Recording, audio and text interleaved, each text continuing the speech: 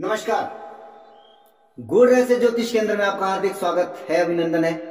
मैं ज्योतिष कुमार विपिन शर्मा आपके अपने YouTube चैनल में आपका हार्दिक स्वागत करता हूं। आप सभी को हार्दिक धन्यवाद जिन्होंने मेरे इस YouTube चैनल को अपना आशीर्वाद दिया, इसे सब्सक्राइब किया, इसे शेयर किया। प्रिय बंधुओं, जिन्होंने अब तक मेरे इस YouTube चैनल को सब्सक्राइब नहीं किया है, उनसे निवेदन रहेगा कि इस YouTube चैनल को अवश्य सब्सक्राइब करें और इसे वीडियो को पूरा अंत तक जरूर देखें। क्योंकि कोई ना कोई महत्वपूर्ण जानकारी अवश्य आपको प्राप्त होगी। तो मेरा ये गोचर से संबंधित विषय से वीडियो जो है मैं बना रहा हूं। अब तक मेष, वृषभ, मिथुन, कर्क, लगन एवं राशि के जातकों के लिए, सिंह राशि के जातकों के लिए अब तक मेरे वीडियो अपलोड हो चुके हैं। आज मैं कन्या लगन के जातकों के लिए यह वीडियो लेकर के आया हूं। तो यदि आपका पहले भाव में 6 नंबर लिखा है तो आपकी कन्या लगन है।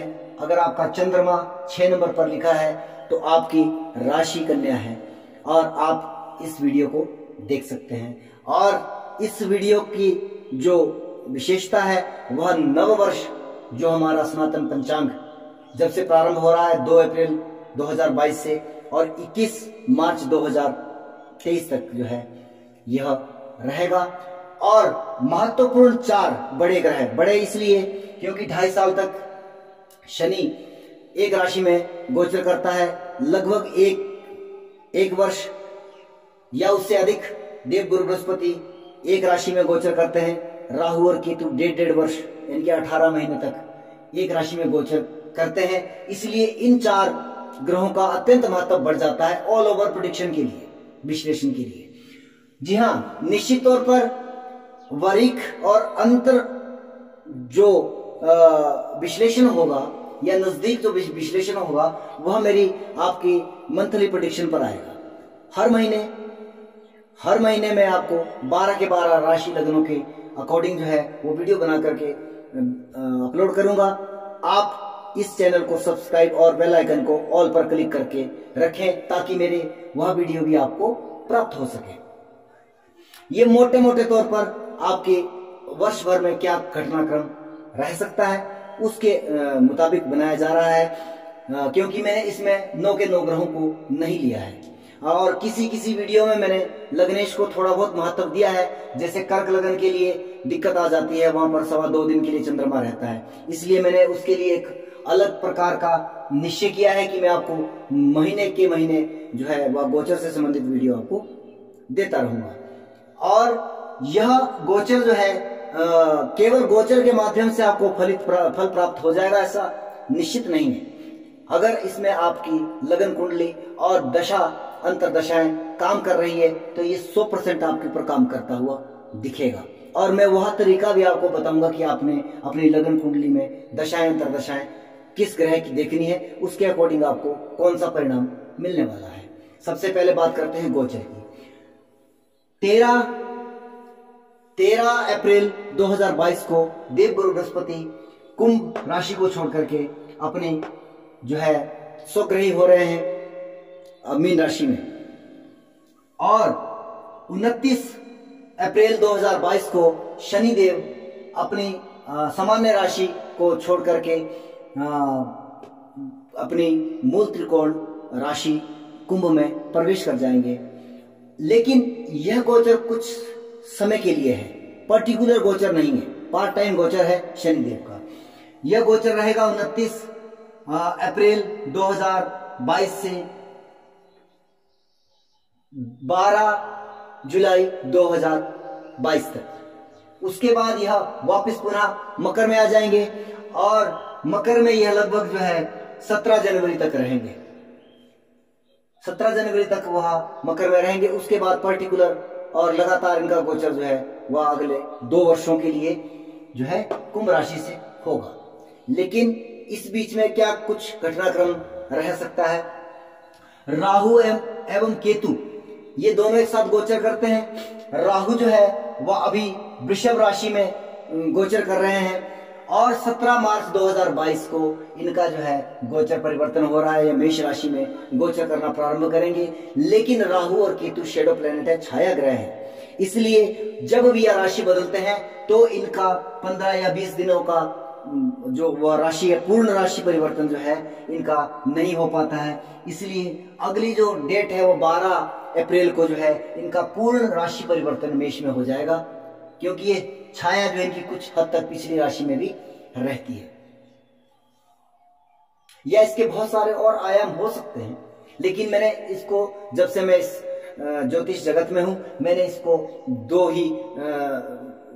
दो आयामों में ही मैं इसको समझ पाया हूं, राहु केतु की इस गोचर को। तो प्रारंभ करते हैं। इस बार वर्षारंभ में आपके लग्नेश जो है बुध देव, वह जो है 8 अप्रैल 2022 से 25 अप्रैल 2022 तक जो है मेष राशि में गोचर करने जा रहे हैं। यह समय आपके लिए, अप्रैल का जो महीना है वह हद तक जो आपके लिए काफी नकारात्मक सिद्ध हो सकता है, क्योंकि लग्नेश का अष्टम से गोचर होना और वहां पर उसको राहु जैसे ग्रह का जो है साथ मिल रहा है। कहने को तो राहु और बुध मित्र कहे गए हैं, लेकिन राहु वैसे किसी का मित्र नहीं है। और राहु भी जिसके साथ बैठता है या जिसकी राशि में बैठता है उसी की तरह बिहेव करता है और उसी का परिणाम देता है। और बुध की भी यही प्रकृति है, तो इन दोनों की जब युति होती है तो उसको जड़ दोष कहते हैं। और ये अष्टम में हो रहा है, यहाँ पर गूढ़ रहस्य और गुप्त विद्याओं की जो है वह हानि दिखाई दे रही है। और निश्चित तौर पर आपका प्रेजेंट माइंड जो है, जो मस्तिष्क है, क्योंकि लग्नेश है आपके बुध देव, और वह उनकी जो गोचर जो अष्टम भाव से हो रहा है, राहु के साथ हो रहा है, तो निश्चित तौर पर आपकी इस समय में बुद्धि भ्रमित रहने की जो है अधिक संभावनाएं बन रही है, या स्वास्थ्य की कोई बड़ी हानि हो सकती है, सर दर्द जैसी समस्याएं जो आपको वह सता सकती है। अच्छा, बात करते हैं शनिदेव की। शनि आपके पंचमेश है, षष्ठमेश है, दोनों राशियों के स्वामी इस बार वह छठे भाव से गोचर कर रहे हैं। यह भी एक सामान्य सा गोचर है, बेहतर है कार्य क्षेत्र के लिए। अगर देखा जाए तो यह गोचर भी आपके लिए बहुत बेहतर परिणाम लेकर के आ रहा है, लेकिन नजर रहनी चाहिए आपकी कि शनिदेव की जो है वह तीसरी दृष्टि जो है वो राहु पर पड़ रही है। तो निश्चित तौर पर यह समय आपको गुप्त समस्याएं या गुप्त रोग आदि से पीड़ित कर सकता है, क्योंकि 8वां भाव हमारा गुप्त रोगों का भी है, बड़े रोगों का भी है, और राहु जैसा वहां पर ग्रह जब बैठा है तो यहाँ पर जो है ये समस्याएं आपको दे सकता है। गुरुदेव आपके सप्तम भाव में है। निश्चित तौर पर ये एक ऐसा योग बन रहा है कि अगर आपका विवाह आदि नहीं हुआ है तो गुरुदेव का सप्तम भाव से गोचर हो रहा है, तो यहाँ पर विवाह होने की संभावनाएं भी बन रही है। लेकिन विवाह के लिए एक सुंदर जो योग मुझे आपकी कुंडली में दिखाई दे रहा है, अगर आप प्रयासरत हैं, प्रयास कर रहे हैं, वो बहुत समय से प्रयास कर रहे हैं, अभी विवाह हो नहीं पा रहा है, तो इसके लिए एक बहुत सुंदर जो मुझे समय आपका कालखंड दिखाई दे रहा है, वह है आपका 12 जुलाई 2022 से 17 जनवरी 2023 तक, क्योंकि तब शनिदेव भी अपनी तीसरी दृष्टि से सप्तम भाव को दृष्ट कर रहे हैं। और जी हाँ, नेगेटिव पॉजिटिव शनि की दृष्टियों को नेगेटिव कहा जाता है, लेकिन मेरे विचार, मेरे माइंड ऑफ व्यू से अगर आप सोचना प्रारंभ करेंगे तो शनिदेव कर्म के कारक हैं, और निश्चित तौर पर जहां इनकी देव गुरु बृहस्पति और शनि की दृष्टियां, युतियां टकराती है, ये बहुत सुंदर योग बनाती है। तो यह समय बहुत ही शानदार आपके विवाह के लिए रहेगा। आप विवाह के बंधन में बंध सकते हैं यदि देवगुरु बृहस्पति की दशा, अंतरदशाएं आपके जीवन में चल रही है, और यदि सप्तम भाव में बैठे किसी ग्रह की दशा चल रही है, या सप्तम भाव को देखने वाले ग्रह की दशा चल रही है, या सप्तमेश गुरु को दृष्ट करने वाले ग्रह की भी अगर दशा, अंतरदशाएं चल रही है, तो भी यह दृष्टि, गोचरीय दृष्टि और गोचर की जो व्यवस्था है आपको विवाह के लिए इंडिकेट कर रही है। आप प्रयास करिए, निश्चित तौर पर आपका विवाह संपन्न होगा। और समय पीरियड है 12 जुलाई से लेकर 17 जनवरी तक। अब दूसरी घटना की बात करते हैं यह जो है आपके तृतीय हाउस पर जो है देवगुरु बृहस्पति की 9वीं दृष्टि और 10वीं दृष्टि शनिदेव की 12 जुलाई 2022 तक जो शनिदेव जब तक यहाँ गोचर करेंगे उनकी दृष्टि यहाँ पर टकरा रही है। तीसरे भाव से जुड़े हुए कार्य में आपको लाभ होगा, जैसे कि अगर आप टूर एंड ट्रेवल से हैं, आप जो है लेखन या सिने जगत से आप काम करते हैं, जी हाँ, ये समय आपके लिए बहुत शानदार रहेगा। अगर आप गाड़ी वगैरह ड्राइव करते हैं, ड्राइविंग का काम करते हैं, यह समय आपके लिए बहुत ही सुंदर और अच्छे अवसर लेकर के आया है। आपको हो सकता है अब तक आप छोटी मोटी गाड़ियां चला रहे हैं, अब आपको किसी बड़े या सरकारी आदि कार्य में, जैसे आपका जो है HRTC आदि जो है, ये जो बसें हैं या इस तरह की ट्रेन आदि में आपकी जॉब लगने की संभावना है। अगर आपने वहाँ शिक्षा ली है, पहले उसका कोई डिप्लोमा डिग्री आदि आपके पास है और आप प्रयास कर रहे हैं, तो ये समय आपके लिए बहुत श्रेष्ठ कर रहेगा। कौन सा समय? 29 अप्रैल से लेकर 12 जुलाई 2022 तक आप यहाँ प्रयास करेंगे। और अगर मंगल की दशा या तीसरे भाव में बैठे ग्रह की दशा या तीसरे मंगल को देखने वाले ग्रह की दशा अंतर दशाएं चल रही है, आप प्रयास करेंगे, निश्चित तौर पर आपको लाभ प्राप्त हो सकता है। और जब शनिदेव का गोचर जो है यहाँ पर होगा, क्योंकि देवगुरु बृहस्पति वर्ष भर यहाँ पे रहेंगे, राहु केतु वर्ष भर यहाँ पे रहेंगे, तो इनका गोचर तो हिलने वाला नहीं है। हाँ, मैं इस पर बाद में आता हूं, पहले अभी जो है शनिदेव की बात कर रहा हूं। अब जो है यह समय है आपका 12 जुलाई 2022 से लेकर 17 जनवरी 2023 के बीच में, जब आपके लाभ भाव पर जो है देवगुरु बृहस्पति की 5वीं दृष्टि और 7वीं दृष्टि शनिदेव की जो है आपके लाभ भाव पर पड़ रही है। यहां पर आपकी इच्छा पूर्ति का समय चल रहा है। इच्छा पूर्ति, क्योंकि लाभ का स्थान है। निश्चित तौर पर यहां पर आपके बड़े भाई को लाभ होता हुआ दिखाई दे रहा है। और अगर आप जो है किसी कार्य बिजनेस आदि में है या जॉब आदि करते हैं, नौकरी वगैरह करते हैं, प्रमोशन हो जाएगी। बिजनेस करते हैं, वहां पर आपको लाभ प्राप्त होगा। आपकी कंपनी अब तक घाटे में चल रही थी, तो यहाँ पर आपको लाभ प्राप्ति की संभावनाएं बन रही है। या इच्छा आपको पता है, इच्छा कोई भी हो सकती है।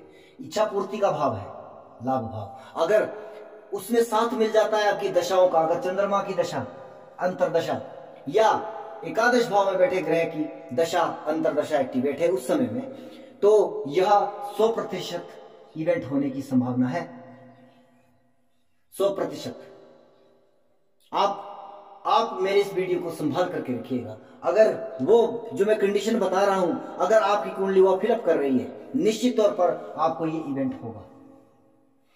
इस इवेंट की मैं 100% की गारंटी देता हूं। अगर वह कंडीशन आपकी कुंडली बता रही है, आपकी वो दशा अंतरदशाएं जो मैंने आपको कही है अगर चल रही है, 100% वहां पर अगर आप प्रयासरत हो। सबसे बड़ी बात है कि अगर आप कर्म नहीं कर रहे हो, फिर तो कर्म के कारक की दृष्टि कोई काम कर ही नहीं सकती। और शनिदेव हमें बुरे लगते हैं। क्यों लगते हैं? क्योंकि यह केवल मेहनत का पैसा देती है, केवल मेहनत की कमाई देता है।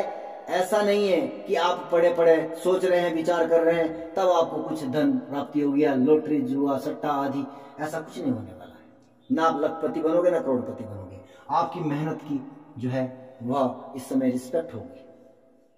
तो प्रिय बंधुओं, अष्टम भाव में राहु का गोचर, यह भी एक नकारात्मक गोचर कहा जा सकता है। जैसे कई बार ब्लैक मैजिक आदि की बड़ी बातें होती है हमारे हिंदुस्तान में। अगर आपके अष्टम भाव से संबंधित कोई दशाएं चल रही है या अष्टम भाव में बैठे ग्रह की दशा चल रही है, तो इस समय यह राहु का गोचर आपके लिए और भी नकारात्मक परिणाम लेकर के आ रहा है।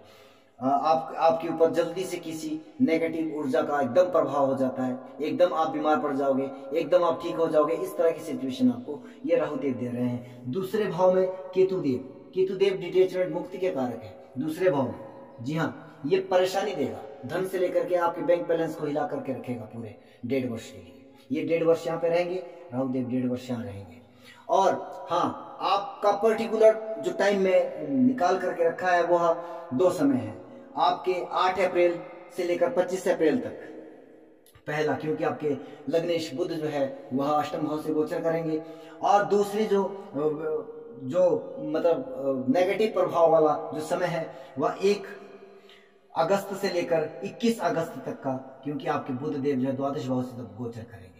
ये समय आपने संभाल लेना है। यहाँ पर आप जो है बुध देव के मंत्रों के जाप या गणपति आदि को हरि दुर्वा चढ़ा सकते हैं, भगवान शिव शंकर का अभिषेक कर सकते हैं, आराधना कर सकते हैं।